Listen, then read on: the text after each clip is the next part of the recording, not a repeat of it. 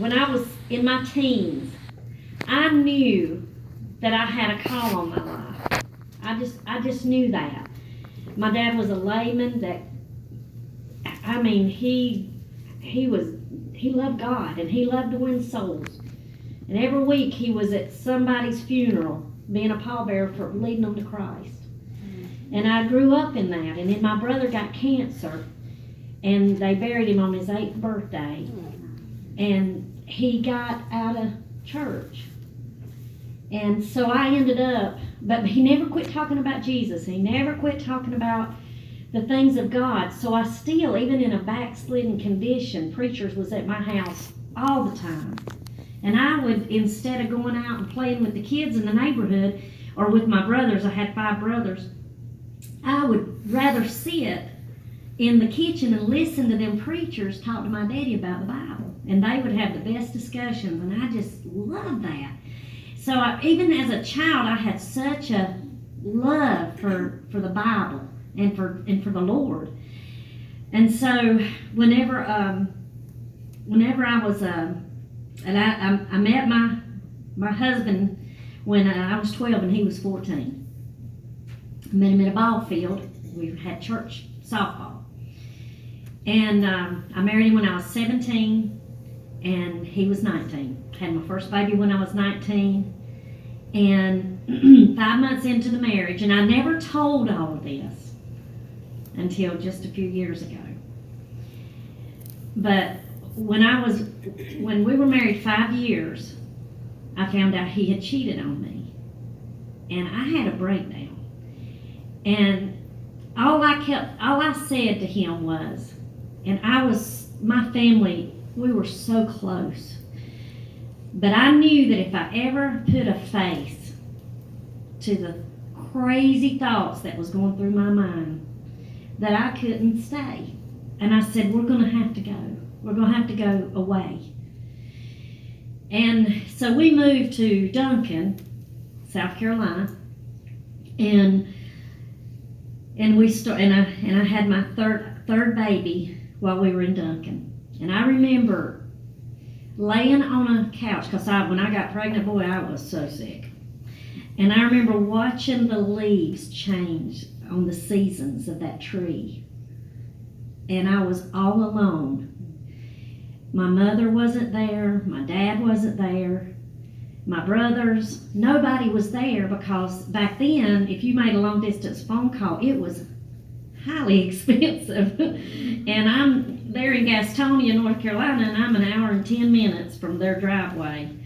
And I laid there and cried for a year. And it was a sad time. But in that time, he made a profession of faith and said he got saved and went to Bible college at Tabernacle. And we were always a team. Anything he did, I did with him. I just always loved to do that. Just whatever he did, I wanted to be the biggest cheerleader. So we went to Tabernacle, and at Tabernacle, he graduated in 91, and we already had girls living in our home that we were helping through our youth group. And so I'll never forget, we were at Freedom Baptist when Dr. Clark was our pastor. And we had a group of girls living with us, and we had went down to the basement. I can visually close my eyes and tell you exactly everything he said and where he said it. And he looked at us and said, when are you going to realize what God has called you to do? And we knew what he was saying. We knew in our heart that it was to have the girls home. And so we left there that night, and before we got back we were in Greenville, before we got back to Duncan, we had already talked about the dorm. We had the plans in motion. We just needed somebody to say something, I guess, because we already had, the girls. And so I love to sing. And so while we were at Tabernacle, I would get to go with Dr. Seitler when he would take the the seniors with him on the bus. And I'd go with him, and when he'd preach a meeting, me and my kids, my 3 girls, and a couple of the girls in the home that I had, we'd all get on that bus and go with them seniors and go sing. And it was just, I'm going to say this so I don't forget. But I don't know of anybody that had a greater life than mine. Every morning when I got up, it was just in my soul. It was like I bounced out of bed, could not wait to get in my Bible, could not wait to be used for God. And I even thought of that verse, and I lived by that, where Paul said, I'd very gladly spend and be spent. And that means used up. But it said the more I love, the less I be loved. And I learned that lesson through helping troubled teenagers. Sometimes the ones you help the most end up hating you the most. And so we had but it still, I would go through those trials, and the home began to grow, and we got out of that house in Duncan. It started in Duncan, and we started looking for a place, and we found the place in East Etoy Valley. And from there, we took 12 girls. We had 1 bathroom, 1 washer and dryer, and it was our family of 5 and 12 teenage girls. And we had a 40-gallon hot water heater and never run out of hot water. I mean, what God did for us in that old farmhouse, and that's when we met y'all, was when we were in the farmhouse. And so then we moved, and I remember everybody was going on and on about Victorious Valley and how beautiful Victorious Valley was. Well, we called it Victorious Valley. It was in East Etoy. And I remember crying because, and I even tell Dr. Clark, I said, you don't understand. We was leaving heaven on earth, leaving that old farmhouse. Because that was where we saw God do miracles after miracles after miracles. And now we're moving on to this beautiful, almost 50 acres, a 5-acre lake. I mean, we had a house. But it wasn't home. We were leaving our home, going to a mission field. And from that, life changed tremendously. We ended up, at one point, having 100 kids. We had boys, we had girls, we had a children's home, we had women that were older than 18, we had a home for them. So we had 4 different homes going on, and traveling from California to Canada, flying all over the place, singing, speaking, and I didn't stop. I can remember getting in my car and driving to Joel Logan's in Alabama and getting there just in time for church, spending the church time feeding the girls. That when I had a band, I'd always take 12 to 15 with me. And then we'd drive back at night and get home in the middle of the night. And I'd get back up and be ready to go. And I did that, and I didn't realize that I was wearing out. And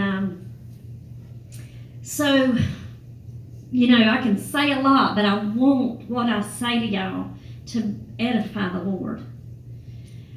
But we adopted a little boy. He was a crack baby. And I had tried to help this woman. And she ended up, after we helped her for a few months, she ended up going back to prison. And in prison, she met Cody's mom. And she knew when she gave birth to Cody that she was going to test positive for cocaine. And so she said, they're going to take my baby. The state will take my baby, and I'm in prison, and And this lady said, well, I know a family that'll take that baby. And one night, phone rang, and this girl I'd never heard from, never met, she said, my name's Heather, and I just want to ask you, would you take my baby? I'm getting ready to have a little baby boy, and if you don't take him, the state's going to get him. So we immediately called Judge Johnson. We were friends with him, and he had helped us at the home. And so my daughter had prayed for a baby because she was so happy she didn't want to get married, but she wanted a baby. And so she prayed Cody in. That's the truth. And so we decided to get him. And we had an attorney that was friends with Judge Johnson, and he wrote it up and got us in that NICU unit. I mean, we could take that baby straight out of the NICU and brought him home, and he fought to live. He was almost 4 pounds when he was born, and he fought to live. He'll be 18 in September, and he has Asperger's from the crack cocaine, and he has learning disabilities. So he's about an 11-year-old. And but the biggest heart loves Jesus. He loves Jesus. And so when we got Cody, when you're trying to keep a newborn alive, you've got all these buzzers going off on him, and he's dying a lot. I mean, you're bringing him back to life, and it got, you know, you're trying to take care of all these troubled kids, and then you've got this baby, and I don't know how to explain it, but life got tough. And so one would have to stay home, and then the other one would get to travel. And we were trying to figure out how to do this, and couldn't let Cody get out and be around people, because if he got around people, he could die. So it was. I'm so thankful we got him, though. I mean, I am. And but in the process of life getting overwhelming, my husband at that time, where we done everything together, I'm at home and he's up there with the kids. Where we had a routine now, and it wasn't together. It was one of us was home, the other one was up in one of the buildings, either doing a devotion, fixing breakfast, whatever. And I'm just going to say this as easy as I know how. One morning we were bear hunting that week, and I do love to hunt, and it was bear week, and it's big up in East Etoy. And I'd hunted that Monday and Tuesday, and he said, "Susan, I'd like to take Nikki and Cody and Roby," which our grandson was the same age as our son, and said, "I'd like to take them and go up and hunt this morning." And I said, "Well, that'd be great. I'll take Selah, my granddaughter." And I said, we'll just hang out today. And she was a newborn, just a few months old, and I got a call. I was at Belk's. It was right after Belk's opened at 10 o'clock, and I got the call. And I said, "Brother Johnny's missing. Nobody can find him. We think he may have gotten," because he about died twice that year with a bee sting. And one time they told us they didn't even think he'd make it to the hospital. So they thought he got stung or something, and he was missing. But my daughter, who he took up to the top of that mountain with those two boys, said, "He told me, Mom, that he needed to go back down and get gas for the truck." I said, "That doesn't make any sense. Why would he take you to the top of the mountain and leave you and go get gas?" And it was just like this gut feeling. You know that gut feeling? Something's bad wrong. So everybody starts calling. I mean, the radios are going. People are calling the vet, seeing if he took a dog, to get checked, and maybe there was a dog hurting. And one man in our church. So I saw the preacher come down the mountain and turn left and go up 11, and he waved at me. "He's not missing." He left. And that's how he left. And he throwed, I found later, that he told me this later, he throwed his phone in the dumpster at the end, where 11 come out, and he turned left. And 3 hours up the road, he picked up a young woman that had went through the program and was a school teacher there, and they left together. And I was 30 years married, and it's like I died. It was just this, we'd been together 36 years. I didn't even know how to function. The home was still there. We were getting ready to go into revival that night with Eddie Davis. And they're having to pick me up off the floor. And what was so bad was we could not figure out anything. And finally, I kept calling and calling and calling, trying to get him to answer, and I heard this scream that made the hair stand up on the back of my neck. It was a blood-curdling scream. And my daughter that sang with me in church Sunday, she screamed. And when she screamed, I remember my knees buckled. And she said, "Oh God, Mama, he's left a note. He left a letter." And she just lost it. And that was the beginning of just it's just like life spiraled out of, and it was, the only way I could describe it to people, it's like dominoes. And it's like when that first domino hit, it was like it just kept falling and falling and falling and falling and falling. And it was loss after loss after loss after loss. And I lost my husband, I lost my marriage, I lost my pastor, I was no longer a pastor's wife, I was no longer the director's wife, I was no longer, it was like everything that I lived and breathed for was gone, just like that. And I couldn't think, I couldn't function, they took me up to my mom's, and I laid on a bed in her backyard, not a bed, but a couch in her back room for a week, and couldn't even eat. And I went from 115 pounds to 80 pounds in 3 weeks. And I finally got the ability to get off the couch and go get my son. And he was in Georgia with a church family. And I remember driving there, and I got there and ended up having to stay at their house for 3 days before I could get out of that bed and go home. It was crazy. I can't even tell y'all how crazy my world went. But then but I never missed church. God gave me the strength to always be at that piano.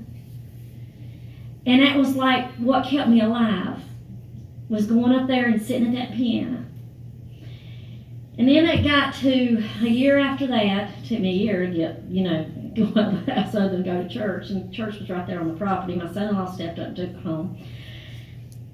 And I remember I started walking up that hill, and everywhere, if I went up to the dining hall, if I went up to the church, if I went up wherever, I remember watching my feet go up that hill, and I would say, "Oh God, let me die. Just let me die." And I did that for too long.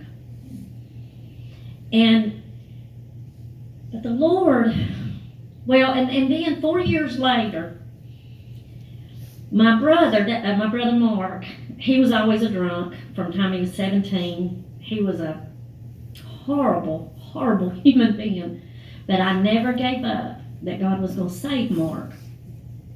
And so I had went up to pick him up and take him to a men's home. Brother Alfred Willis had a men's home. He'd already been there once. And he'd been in every men's home in probably the United States. But I went and picked him up, and he looked horrible. And he had lived under bridges and everything else. And I said, "Mark, you don't look good." So when I got there, I said, "Would you check him, take him to the doctor and find out if he's okay, just because he don't look right." And so they called me the next day and said, "Well, Sister Susan, we went and took your brother to the doctor and said they told him you're going to have to come pick him up." And I said, "Well, what is it?" And they said, "Well, they said he had cancer and he had 8 weeks to live." And I had just really began to just get on my feet, and then I'm just like, whoa. So he got on the phone and he said, "Sis, nobody wants me. Everybody's so fed up with me, and I've done everybody so wrong. Can I stay with you?"